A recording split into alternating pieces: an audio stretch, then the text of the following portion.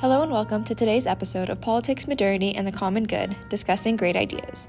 Today, we will be discussing how Orientalist ideas continue to shape Western media.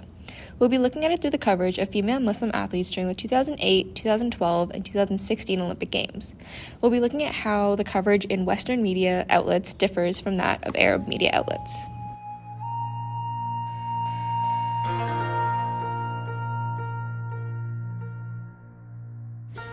In the book Orientalism, Edward Said explains that this book tried to answer the question of why preconceived notions of the Middle East exist in all parts of the West, including Western media. He defines Orientalism as a way of coming to terms with the Orient that is based on the Orient's special place in the European Western experience. He argues that Orientalism is used as a way to label the Orient as the other to continue to perpetuate stereotypes and ideas about the region. He explores how the Orient is depicted as the other in Western media in his book Covering Islam. In this book, Said explains that covering Islam has a double meaning. Covering as in media coverage, but also covering as in its portrayal in the media is limiting. It covers an accurate representation of Islam. He explains that the prevailing idea of Islam in the media is not questioned because it covers up what journalists do not know, and it gives them a reason for their arrogance. Oftentimes, he explains, these reporters are sent into Arab nations with no knowledge of the language, preparation, or experience, and instead of trying to gain context, these reporters use cliches to frame their stories, which contribute to biased and Orientalist narratives within their reporting. Said also explains that Islam has been positioned as a threat to Western civilization through Orientalist tropes. He explains that Islam was made synonymous with fundamentalism, which is a form of religion that upholds a belief in the strict, literal interpretation of Scripture. He adds that Western media associates Islam with fundamentalism, despite it having influence in Christianity, Judaism, and Hinduism. The association of Islam with fundamentalism reinforces the stereotypes and generalizations perpetuated by the media, which Western audiences rely on in order to learn about the Middle East. Said also explains that in Western media, Islam is reduced to one simple thing. He explains that the actual Islam is part fiction, part ideological label, part minimal designation, or a religion called Islam. He says that in no really significant way is there a direct correspondence between the Islam in common Western usage and the enormously varied life that goes on within the world of Islam with its more than 800 million people. This shows how complex that Islam is and how the way it's portrayed in Western media is so narrow that it leaves out so much of this context, which will also be explored later in the podcast. In Covering Islam, Said also explains that the material used to understand Islam in Western media is far from objective. He explains that the events in Iran that caught the attention of European and American media has since portrayed it, characterized it, analyzed it, given instant courses on it, and consequently have made it known in a way that loses a lot of context. This loss of context sets up the framework for Western media that has been and continues to be perpetuated through its coverage of the Middle East.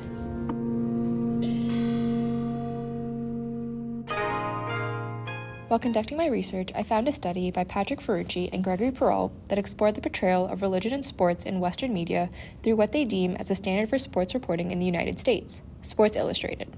The study looked at articles over a 20-year period from September 1994 to September 2014 that mentioned religion. The paper gives an overview of how sports media coverage in the U.S. others religions outside of the Western norm of religion, which they claim is non-evangelical Christianity. The paper argues that the Western media coverage of the intersection of sports and religion typically falls under three primary narratives: religion as an odd characteristic of an athlete, religion as incompatible with the Western perception of sports, such as religious attire that offers more coverage for certain athletes, and aggression on the field as an opposition to the passivity that religion preaches. The third is religion being used as a cover or a front by athletes to gain popularity, sympathy, or to avoid accountability for their actions. The paper also explains the significance of sports coverage for Western audiences. It says that sports media informs the way Western society and the general public understands religions outside of their own, or the norm in Western society, which, as I said before, was non-evangelical Christianity.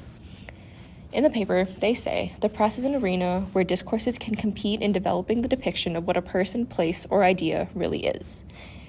Essentially, media is a way for audiences to understand people and places that they are unfamiliar with. The idea that sports and religion are incompatible will be a focus of this podcast. The implication that religion and sports have two vastly different goals means that one cannot fully be committed to both religion and a sport at the same time, the article explains. It uses the example of a journalist writing a piece about how athletes reconcile the culture of football with the teachings of their faith. If an athlete is devout to their religion, they cannot successfully participate in sports without sacrifice, is what the piece argued. These ideas of religion and sports being incompatible and the role the press plays in informing Western audiences and their perception of religions, people, and places are common themes in the analysis of the coverage of female Muslim athletes at the Olympic Games. Like Saeed argued in Orientalism and Covering Islam, the study explained that the media has a crucial role in socially constructing the reality of its consumers. In the piece by Ferrucci and Perrault, it explains the portrayal of religion other than non-evangelical Christianity in Western media is not necessarily positive or negative, but it's positioning other religions as just that, as an other. They are made to be something uncommon. They explain that the press tends to cover dominant groups as normal. As such, the language, norms, terminology of the dominant group tends to be adopted as neutral. They use the example of an article about the Williams sisters where the author emphasizes the abnormality of them being practicing Jehovah's Witnesses. The author makes his stance on their religion very clear throughout the article, as he makes certain comparisons that paint Jehovah's Witness in a very specific view of it being outside of the normal, outside of what is generally accepted in Western society.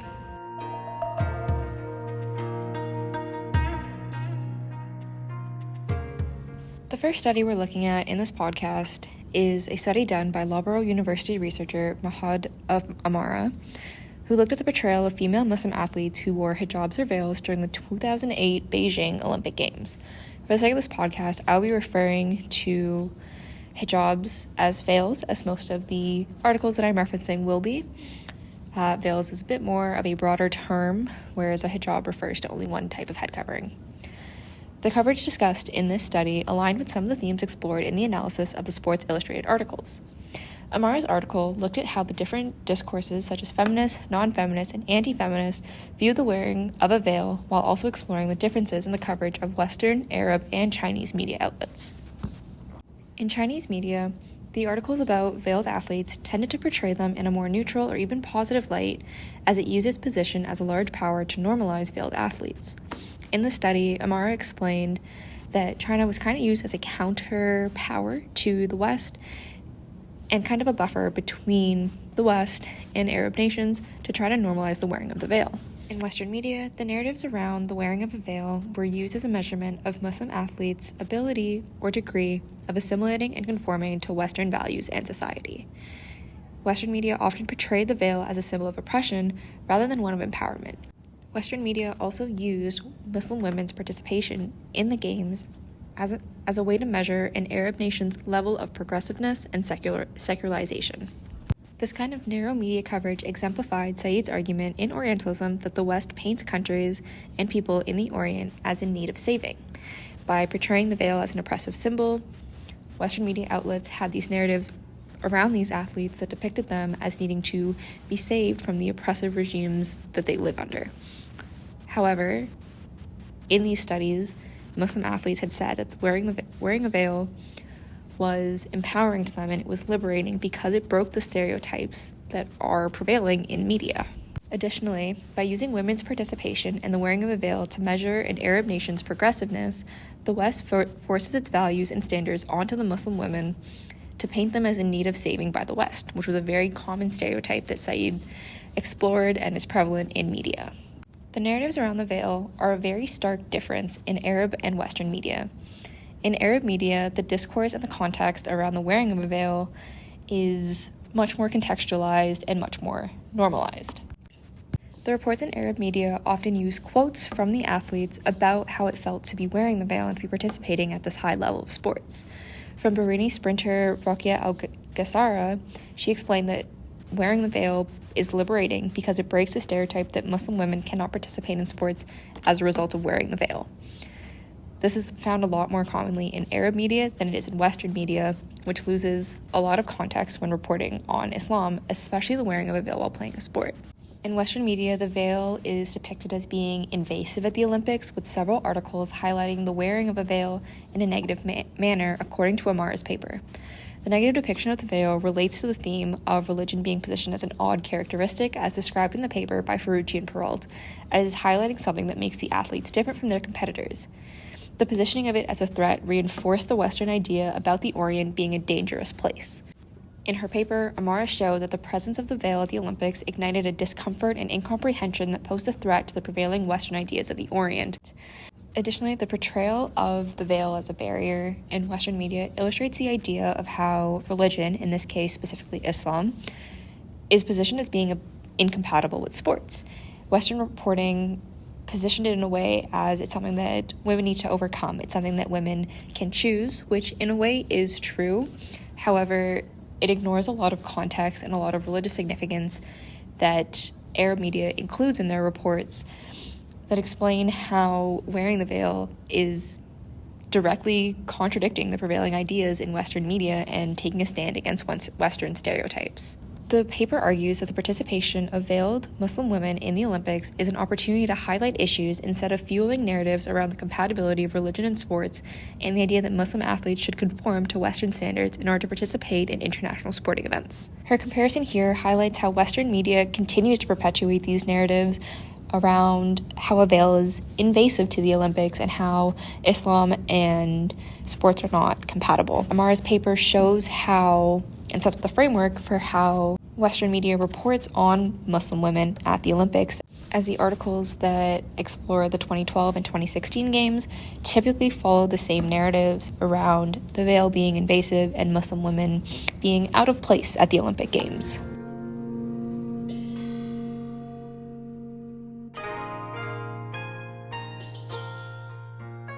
A paper published in Feminist Media Studies also explored the coverage of female Muslim athletes, this time at the 2012 Olympics.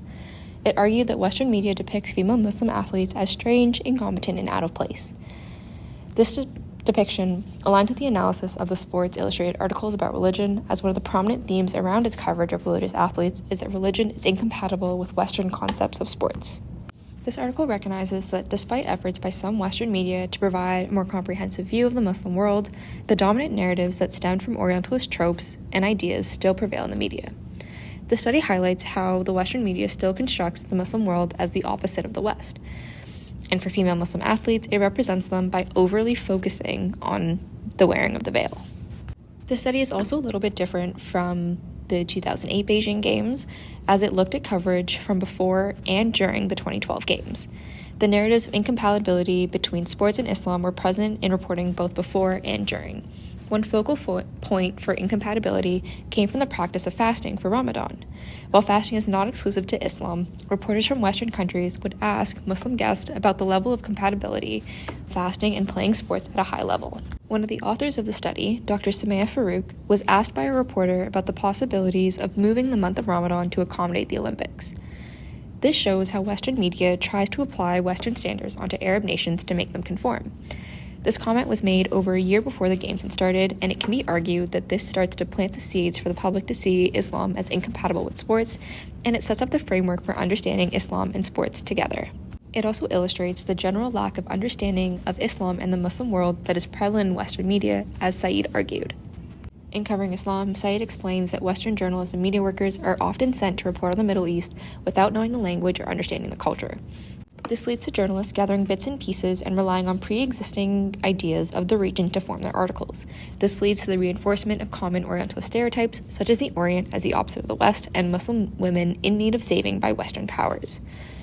Now, during the Games, the ban on women's participation from some Arab nations was criticized by Western media outlets. However, the participation of veiled female athletes was also criticized. While discussing the absence of women from some Arab nations, the reporting overlooked the participation of female athletes from other Arab nations, even excluding the women that carried the flags for these nations. This shows how the Western media's reporting on Muslim athletes is selective. It largely only focused on information that aligns with the preconceived notions about the Orient.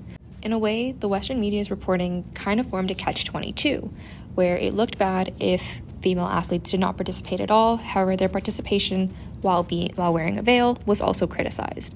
These women were depicted in a certain way where the veil was seen as a barrier, but it was also seen as something that meant they couldn't properly participate in the Games. Additionally, this paper also explained that some of these articles depicted veiled Muslim athletes in a sensual way, which is another Orientalist trope.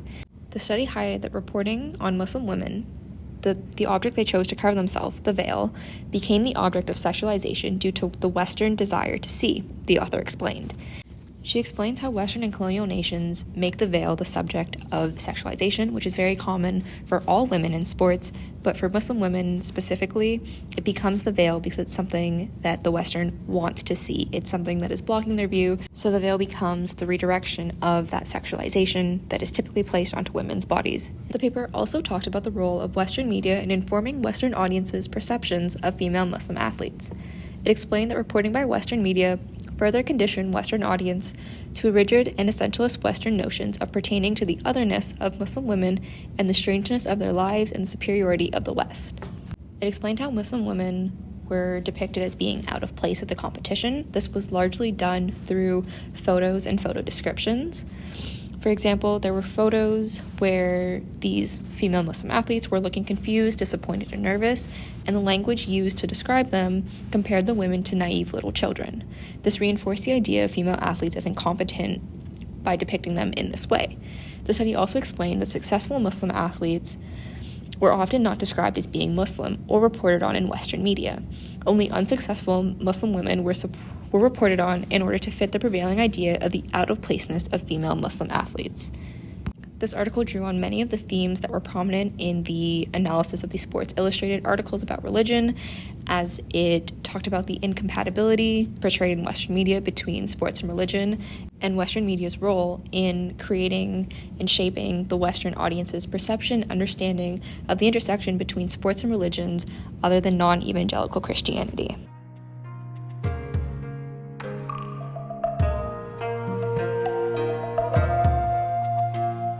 Following the 2016 Olympic Games, Rasha Mohammed Saeed Mustafa published a study about the language used to depict female Muslim athletes and how the reporting from the 2016 Games is similar and different from the 2008 and 2012 Games.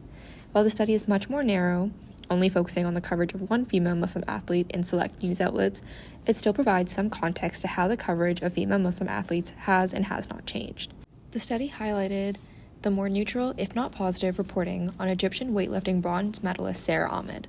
This type of coverage shows a shift towards a more neutral and positive and contextual coverage of female Muslim athletes. The study discussed how the International Olympic Committee's article on Ahmed included information about her journey to the Olympics, as well as where her inspiration came from to start weightlifting. However, the study still showed that an Arab outlet still provided more context to her story. This outlet used more quotes from Ahmed and presented her in a neutral structure, saying that she told or she explained to reporters certain things about her journey and her decision to start weightlifting.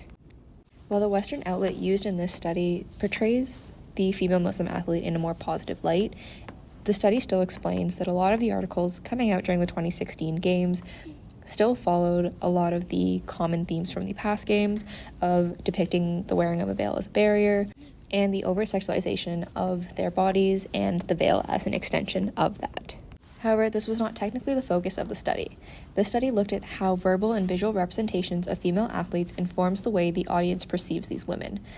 She explained that the photos of female athletes typically showed them in a way that eludes the over-sexualization and aestheticization of women, both in which take away from the athlete's accomplishments.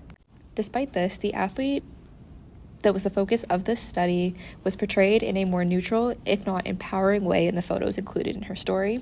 The study explained that these showed her as a vision of strength, which is very uncommon in the portrayal of Muslim female athletes. Overall, the study shows that there is some progress that has been made in Western coverage of female athletes, but there is still a long way to go for the wearing of a veil to be normalized and female Muslim athletes to be portrayed in a fully positive or neutral light.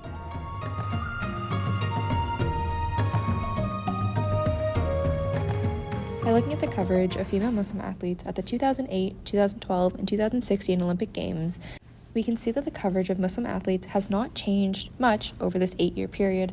However, there still has been some progress.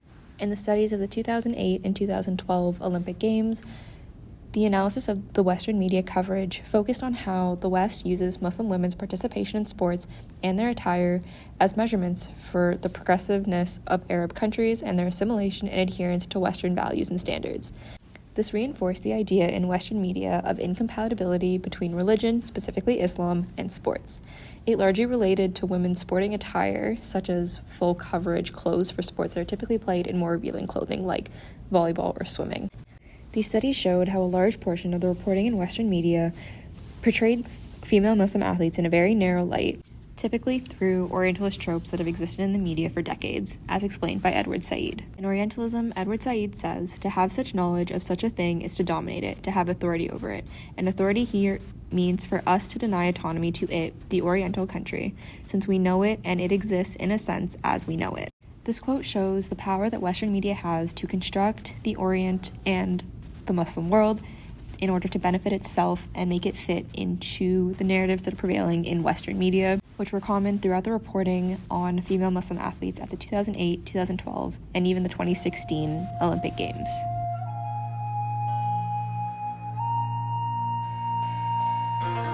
Thank you for tuning in to today's episode of Politics, Modernity, and the Common Good. See you next time.